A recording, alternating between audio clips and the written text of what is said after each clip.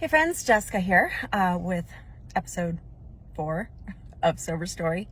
It's Mother's Day, and I became a mother when I was 18 years old, so it is very much part of my identity. I have been a mother longer than I have been an adult, and I was thinking about the labels that we give ourselves or the things that we internalize as defining us, and how important those definers are for sobriety. There are some things that we really hold on to that frankly we don't have control over, and it's this false sense of security to plan our lives around them. And in the last few months I have lost a lot of those plans. Being a national title holder directed my pageant career until I got there and realized that wasn't the direction to go. Being a surrogate has been something that has been on my agenda since I was 20.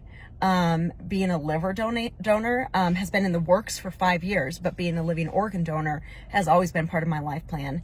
And as these things have been taken away or lost, I've struggled to stay sober, because a lot of those plans, those reasons were my reasons for staying sober, for being sober.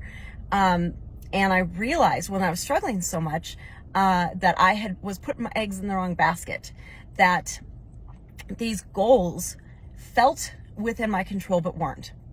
And also the sober time, being sober is within my control, but putting too much weight into the sober time that you have is one of those things that can be a double-edged sword. It can be helpful to say, I'm not going to mess this up. I've got 5 years sober.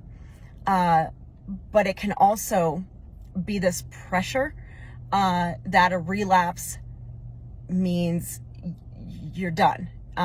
Like a lot of people, if they eat poorly one time during the day, they throw the rest of the day away, right? And a friend of mine, a trainer, said, just because you drop your phone on the floor, you don't stomp it just because it's there. And that stuck with me, that it's not like, well, the day's gone, might as well. But that's how it feels with sober time. Like if you break your sobriety, well, shoot, it's already broken. Might as well keep going. And if you've already had a drink at that point, that drink has taken the next drink for you. And so I was thinking about these things that I thought were keeping me sober, but were kind of setting me up, because 3 things right in a row out of my hands, of no control of mine, were taken away. And I was struggling to find a reason to stay sober, because those were my reasons, and I had lots of them, but I had lots of reasons outside of my control. And once I felt in danger of relapsing, my amount of sobriety no longer felt like a badge of honor. It felt like a burden, and a burden that I wanted to unburden myself of. And I'm trying to just talk through these things as I go through them, and do it authentically and without, reservation for my ego or whatever reputation I've built in sobriety. Because everything I've built in sobriety is not independent of the time that came before. It is because of it. And so today on Mother's Day, as I see my family walking out, my mom and my children, my name is Jessica, and I'm a sober alcoholic. And today is Sunday, and I don't drink, drug, or overeat on Sundays.